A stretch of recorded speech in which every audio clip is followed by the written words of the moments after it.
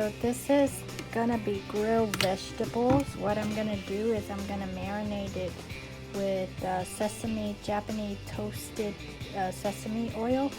So I'm just gonna pour the oil on top of my vegetables here, and about a tablespoon.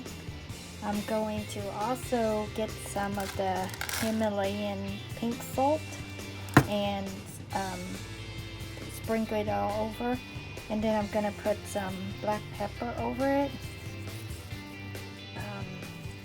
So what I have in here is carrot, asparagus, snap peas, onions, and mushroom. All of these vegetables you can actually eat them raw, but I'm just gonna grill it because I don't feel like cooking today. So the second meal, or the second item, is my protein. These are Cambodia pumpkins. There is no seasoning on them. I'm just gonna, and this is chicken. It's actually pre-marinated, the taco chicken. I forgot to take them out of the freezer this morning, and then I have butter on top and at the bottom of the chicken. So basically it just came right out of the freezer, and I'm gonna put it in my oven. So the veggies is on the top shelf. It's gonna be the first one that I'm gonna take out. The chicken and everything is going to be at the bottom shelf, and it's gonna be the last thing that I will take out the oven. I set the oven to 400 degree, and make sure that it's gonna cook. Basically I'm gonna set a timer for my vegetables for 15 minutes or 10 minutes, and then the chicken for like half an hour or less, or 20 minutes, or 20, maybe 25 minutes.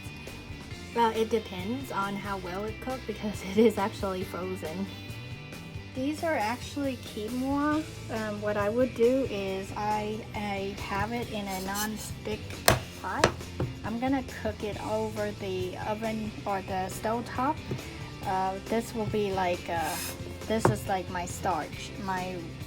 I'm eating quinoa today over rice because I've been eating rice every day, so I'm gonna switch it up a little bit. Okay, so quinoa and water. Water is in the quinoa and it is cooked. The stove top is at high. I'm gonna drop a little bit of butter in there just so it give it a little bit flavor and it doesn't stick to the pan, because I have never cooked quinoa in this pot before.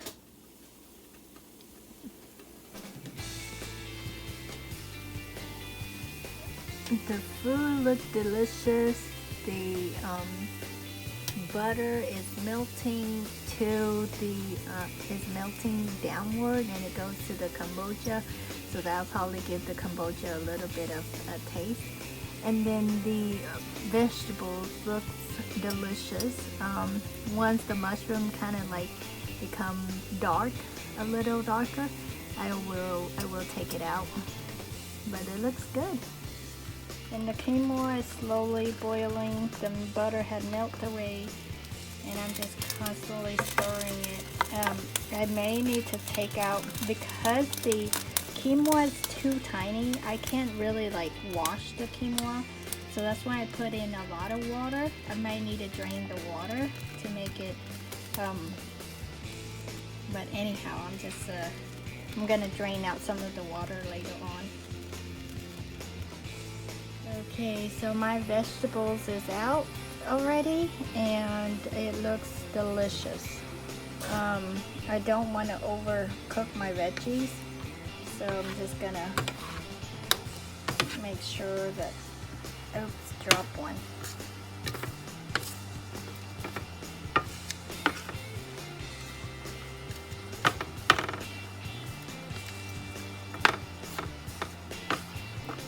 Looks good.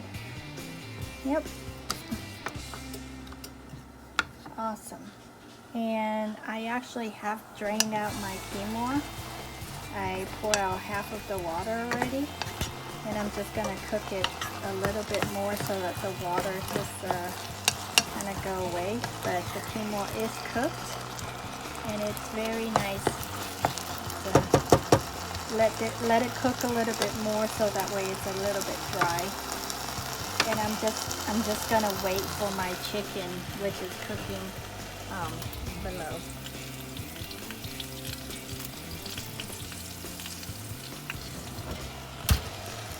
So I turn off. I took out the veggies and I have flipped the chicken over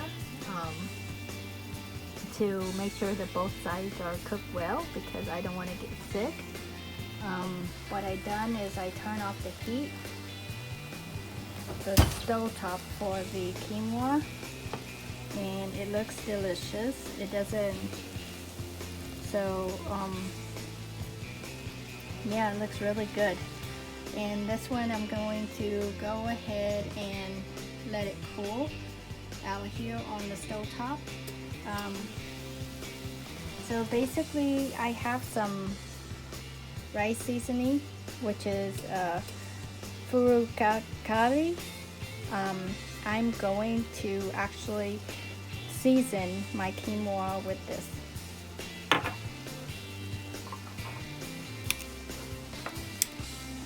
So this is what it looks like after I season it. It looks so what I'm gonna do is I'm probably gonna stir it in because I want to mix it in.